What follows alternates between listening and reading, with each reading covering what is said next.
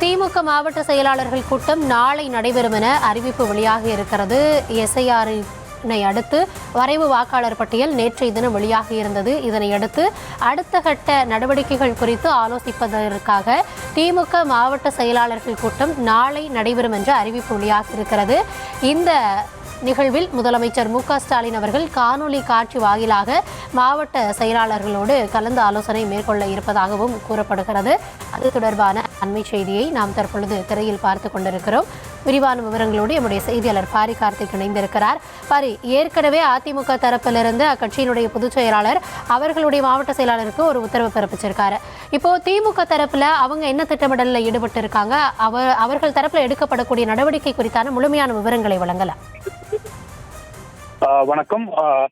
திமுகவினுடைய மாவட்ட செயலாளர் கூட்டம் நடைபெற இருக்கிறது. குறிப்பாக இந்த மாவட்ட செயலாளர் கூட்டத்தை பொறுத்த வரைக்கும் வரைவு வாக்காளர் பட்டியலில் விடுபட்டவர்களுடைய பெயர்களை இணைக்க வேண்டும் என்று அவர்களுக்கு அறிவுறுத்தப்பட்டிருக்கிறது. அதே போல பர்மனன்ட் சிட் மற்றும் டெம்பரரி சிட் என இந்த இரு கட்டங்களாக பிரித்து 67 லட்சம் பேருக்கு தற்போது வாக்காளர் பெயர் பட்டியலிருந்து எஸ்ஐஆரிலிருந்து நீக்கப்பட்டிருக்கிறார்கள். அவர்கள் தற்போது எந்த முகவரியில் வசிக்கிறார்களோ அவர்களை அந்த முகவரியிலிருந்தே அவர்களுக்கு வாக்கை உறுதி செய்ய நடவடிக்கை எடுக்க வேண்டும் என்றும், அதே போல இப்போது நடைபெற்றிருக்கக்கூடிய அந்த வாக்காளர் சிறப்பு முகாம்களை பயன்படுத்தி அவர்களுக்கு வாக்குரிமையை உறுதிப்படுத்த வேண்டும் என்றும் அங்கு இருக்க தமிழகம் முழுக்க இருக்கக்கூடிய BLO 2க்களுக்கு அந்தந்த கட்சியில் அறிவுறுத்தப்பட்டிருக்கிறது. அதன் சார்பில் திமுக சார்பில் கிட்டத்தட்ட தமிழகம் முழுக்க 67,832 BLO 2க்கள் இருக்கிறார்கள்.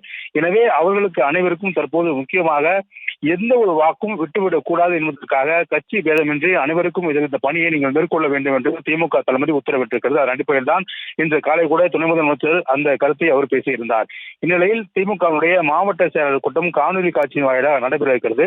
இந்த கூட்டத்தை பொறுத்த வரைக்கும் இதே இந்த வாக்காளர் சிறப்பு தீவிர முகாம்களை பயன்படுத்தி அனைவருக்கும் வாக்குகள் யாருக்கும் விட்டுவிடக்கூடாது என்பதற்காக இந்த பணியை முன்னெடுக்க வேண்டும் என்றும் சொல்லப்பட்டிருக்கிறது.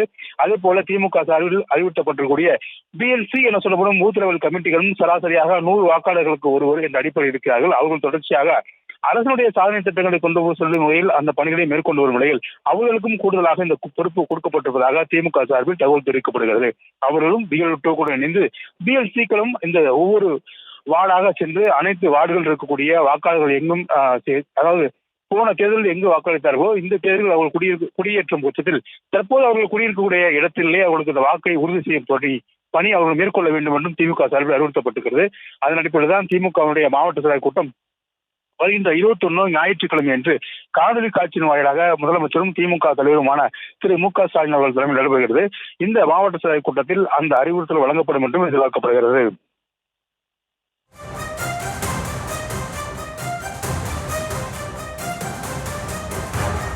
விவரங்களுக்கு நன்றி பாரி.